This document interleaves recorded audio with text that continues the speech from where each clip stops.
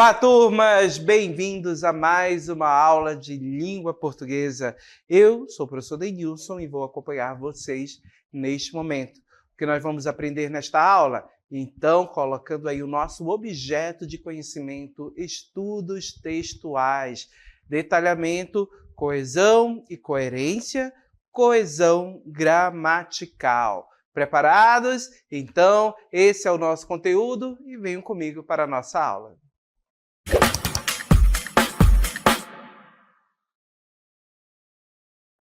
Quando falamos de coesão, falamos de união, de entrelaçamento, de unir as pontas, unir as frases, orações, parágrafos, conectar o texto.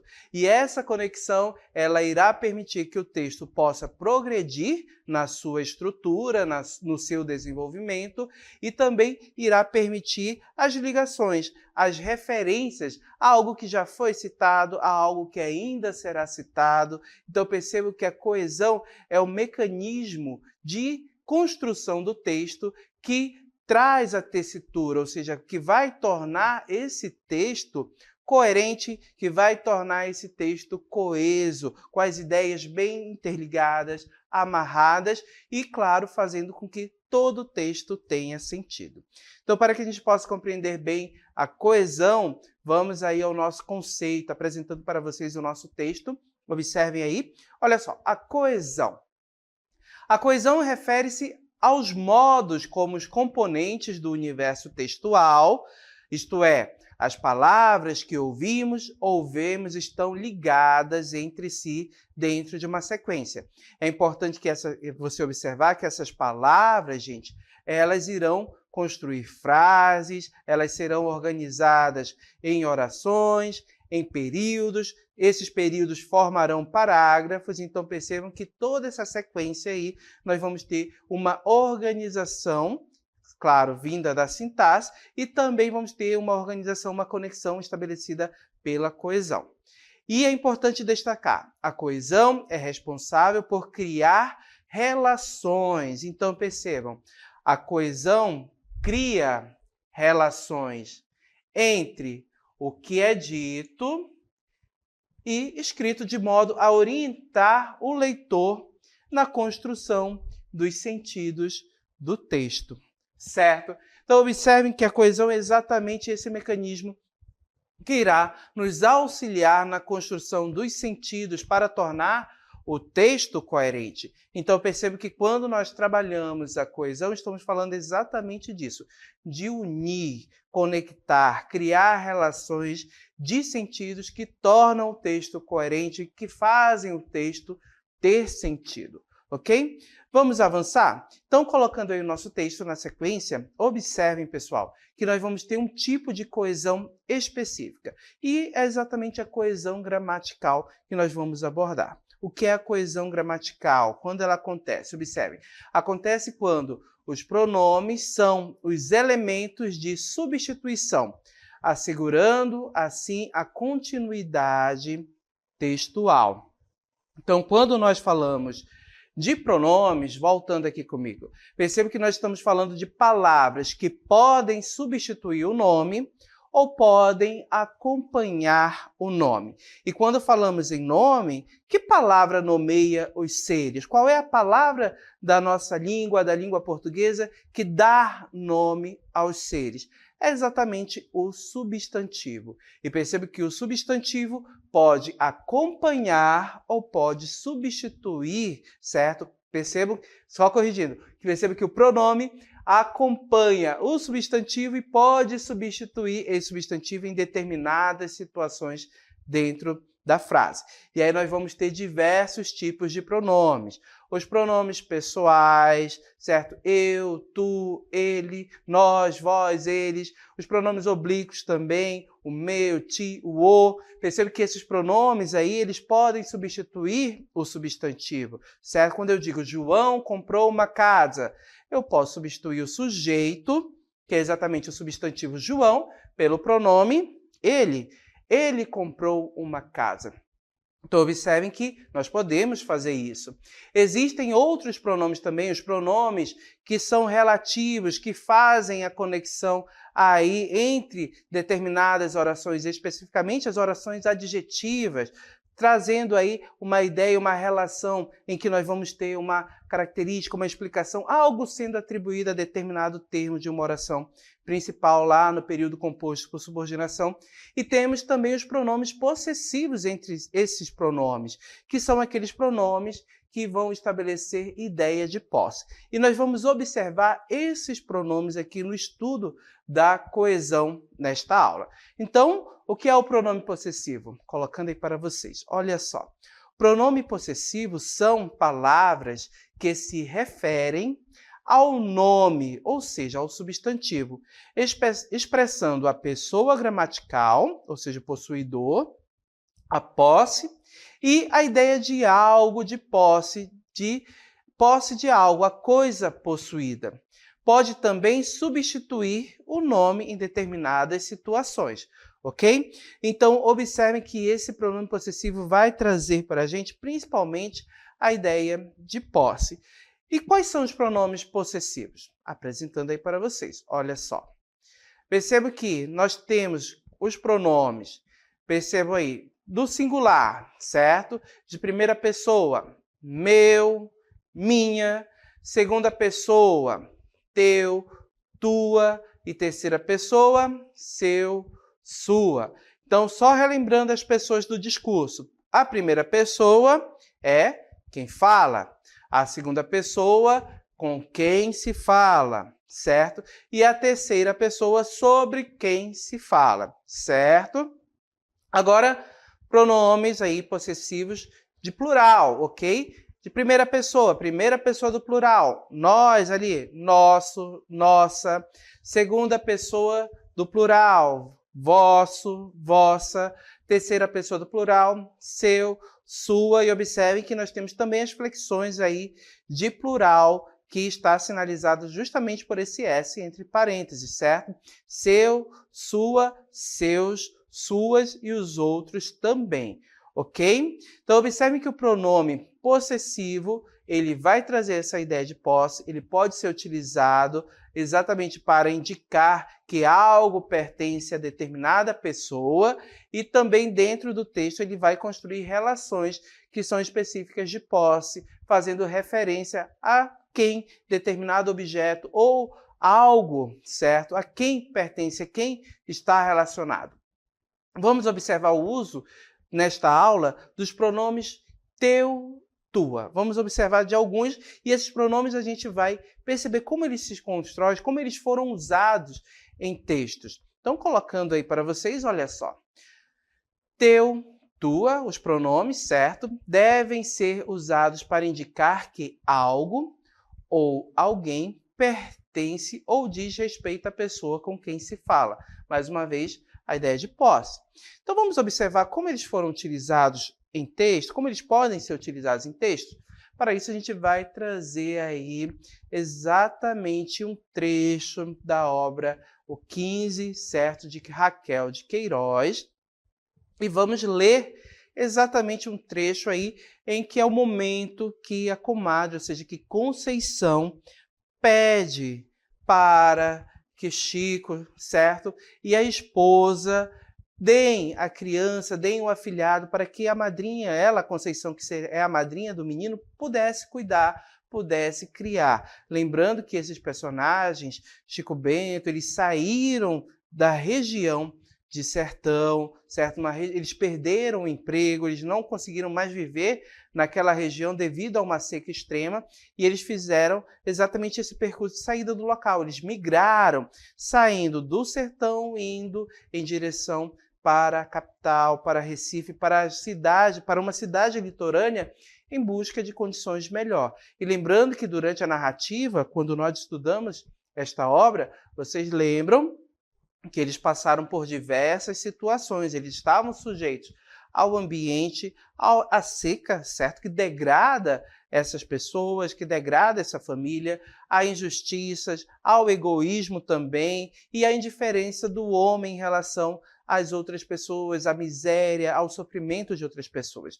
Então vamos ler o texto e vamos ver como o pronome foi utilizado. Colocando aí, olha só.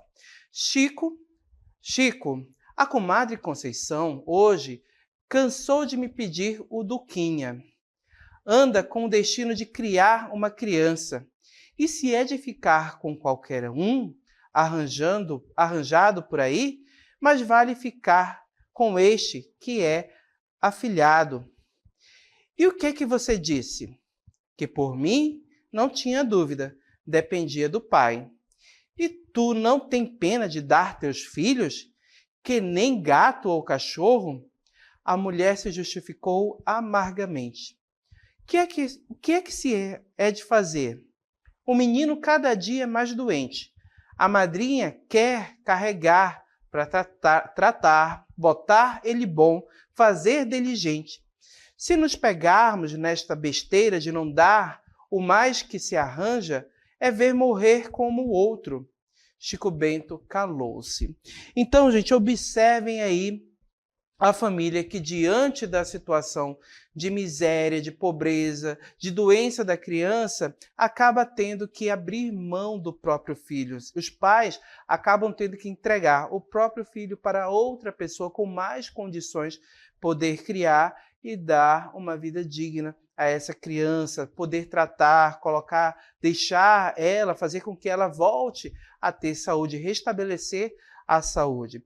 Então, observem que nesse texto aí nós temos exatamente a presença dessa realidade triste, retratada por Raquel de Queiroz, que, como sabemos, ela está ali enquadrada, ela se alinha ao romance regionalista, ao romance de 30, que evidenciou realidades como esta, exatamente nesse período. E ao evidenciar, a gente já sabe que esta é uma maneira de criticar, de chamar a atenção da sociedade para essas pessoas, para essa realidade.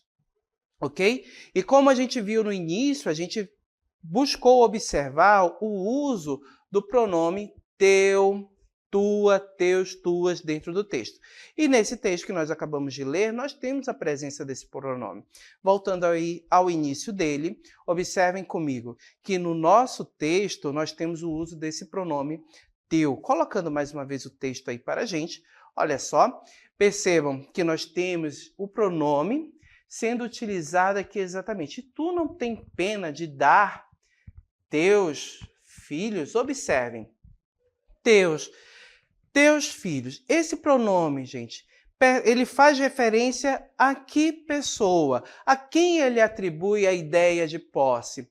Percebam que a ideia de posse é atribuída exatamente à personagem Conceição. Então, observem que o pronome ele faz referência a algo que já foi citado aí, claro, a nossa personagem Conceição. Só corrigindo aqui, ok?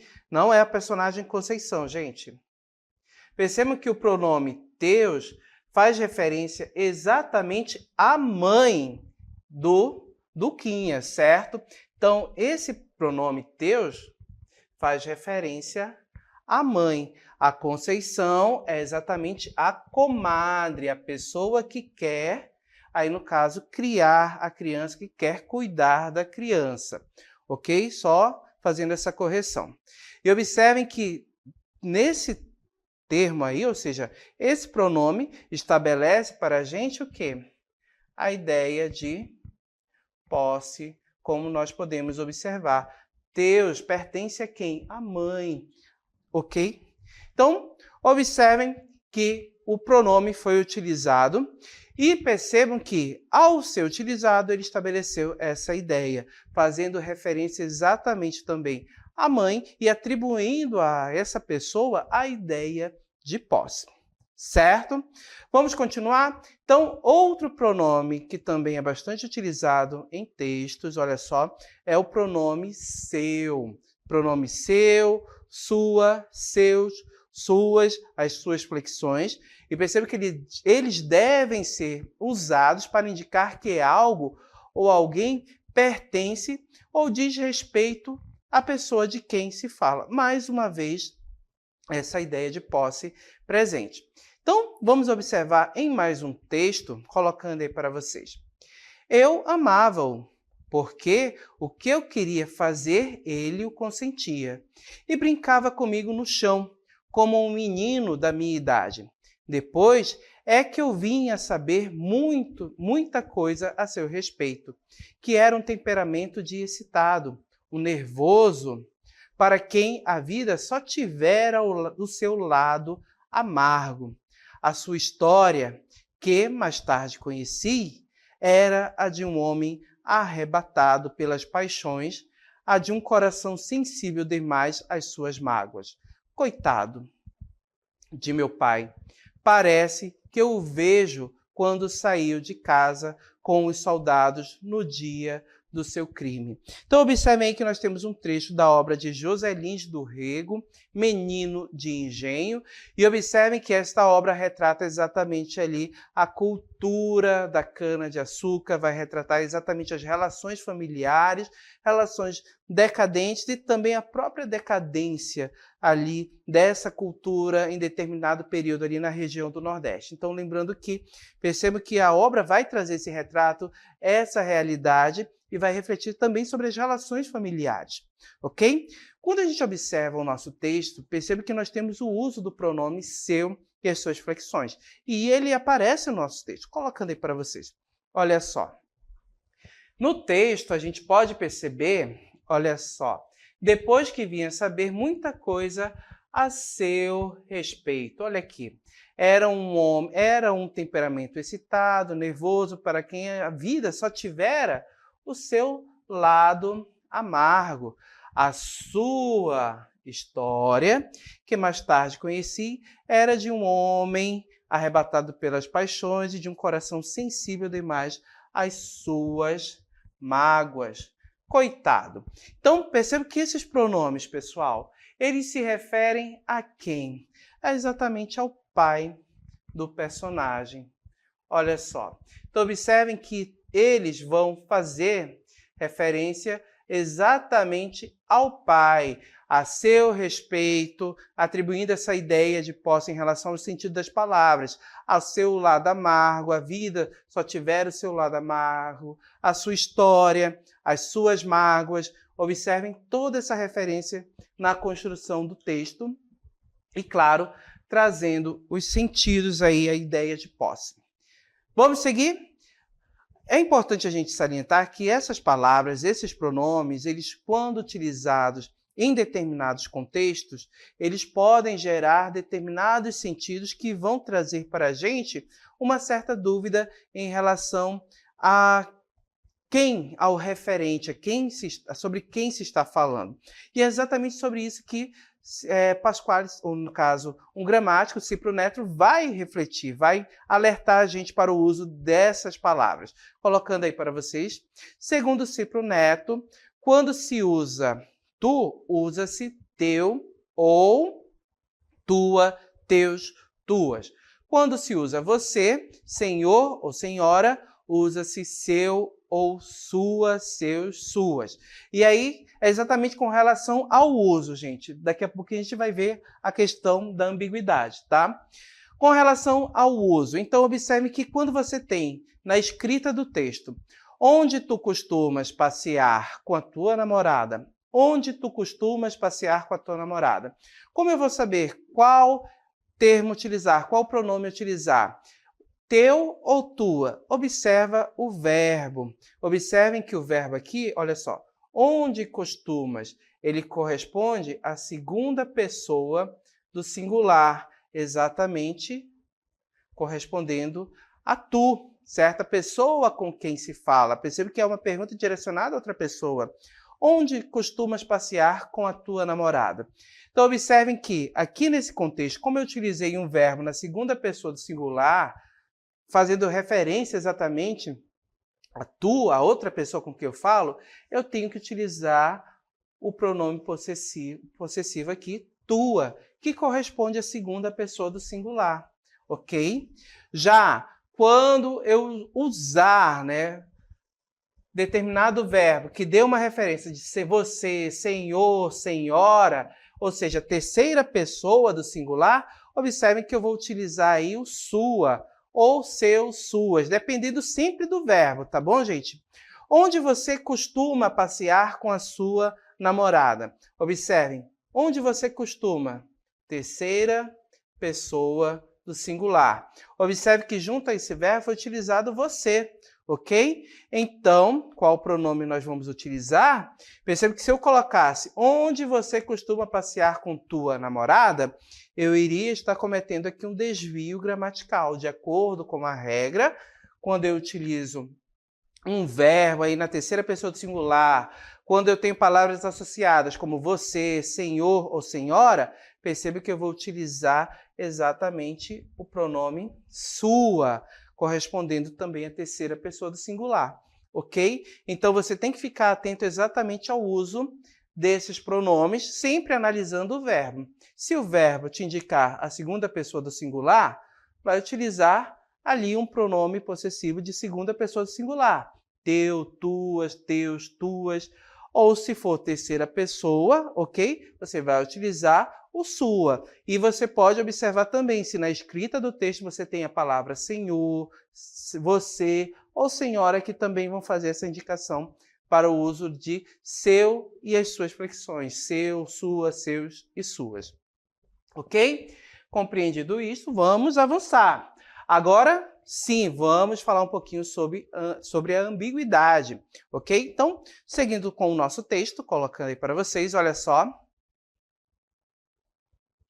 O uso do pronome seu e suas flexões e a ambiguidade, ou seja, determinados contextos em que eu posso ter um sentido duvidoso, eu posso ter dúvidas com relação ao sentido. Então, observem nesses exemplos aí. Ana não aceitou sua reprovação. Então, observe, Ana não aceitou sua reprovação. Eu tenho aqui pronome sua, que é uma flexão do pronome seu, ok? E observe quando eu digo Ana não aceitou sua aprovação, ela está falando dela mesma, ok? Da aprovação dela, a aprovação da Ana, ou ela está falando da aprovação de outra pessoa, da pessoa com quem a quem ela está se referindo. Observem que surge uma dúvida aqui. E isso é exatamente a ambiguidade. É quando eu posso interpretar de formas diferentes um mesmo enunciado. Eu posso compreender aqui que eu estou falando da aprovação da Ana, que ela não aceitou a reprovação dela, certo? E eu posso dizer que ela não aceitou a reprovação de outra pessoa. Não fica claro para a gente nesta frase, nesta construção, o sentido.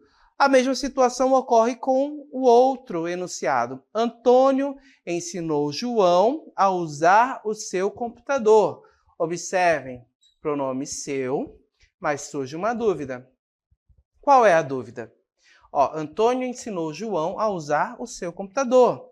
A quem o computador pertence, gente?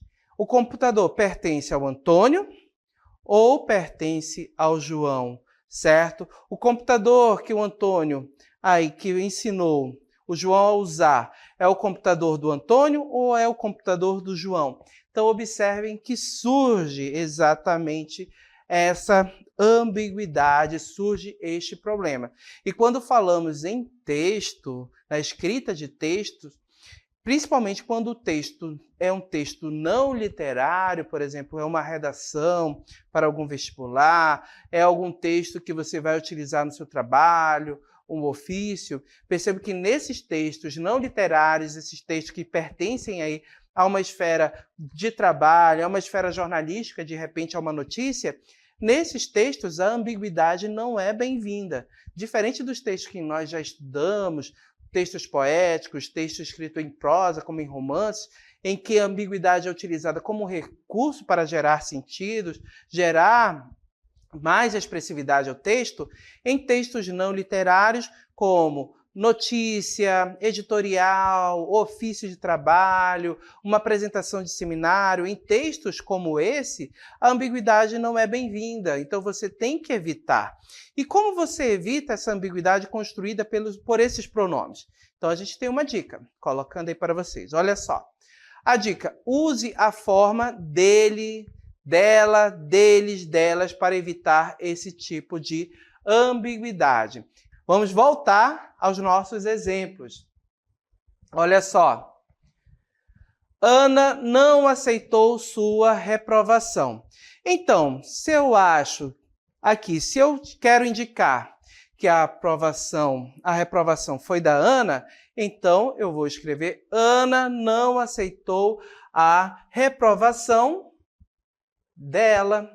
Eu coloco este pronome aqui, retiro o sua e coloco o pronome dela. Ana não aceitou a reprovação dela. Agora, se eu estou me referindo à reprovação de outra pessoa, seria interessante aqui eu nomear esta pessoa. Ana não aceitou a reprovação do irmão. Ana não aceitou a reprovação do José. Então, percebam que nomear a pessoa aqui ajuda também a desfazer a ambiguidade. Já o outro exemplo, Antônio ensinou João a usar o seu computador. Então, vamos aqui considerar que o computador pertence ao João, por exemplo.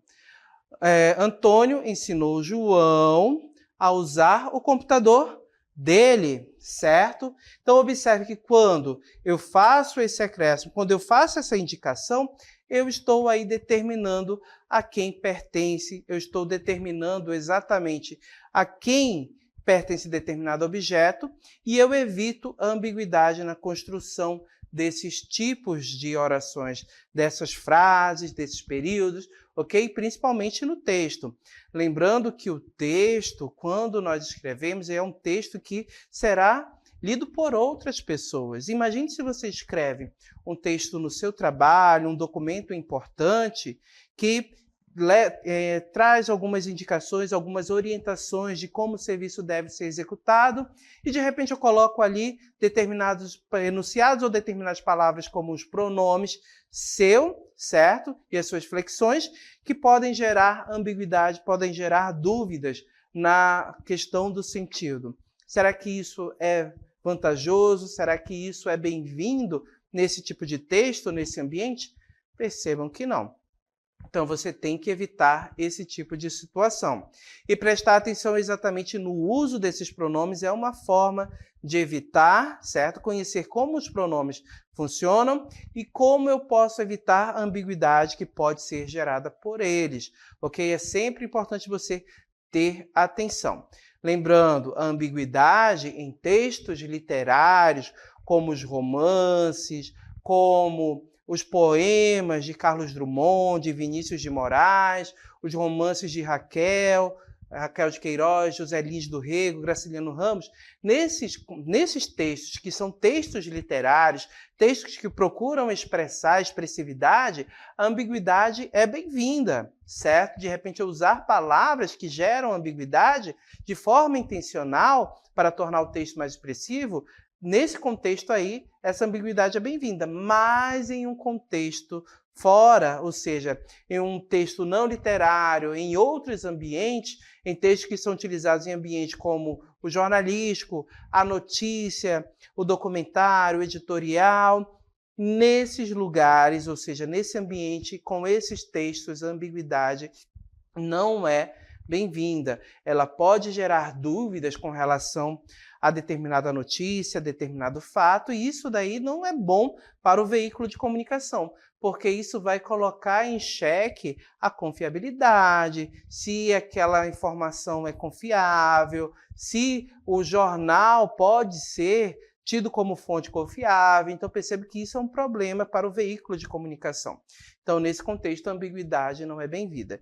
E vocês perceberam que, para desfazer a ambiguidade com os pronomes que nós indicamos, seu e as suas flexões, você pode utilizar o pronome dele e as flexões também para indicar especificamente, ok? Então, recapitulando, vimos que a coesão é exatamente esse mecanismo, é a cola, é o que vai unir determinados enunciados, determinadas palavras, frases, orações e períodos e vai ajudar a construir os sentidos do texto, tanto na sua evolução, no desenvolver desse texto, quanto nas referências, retomando ideias que já foram citadas e ajudando também a progredir fazendo menção a algo que ainda pode ser citado também. Ok, gente? Então, dito tudo isto, vamos finalizar a nossa aula aqui.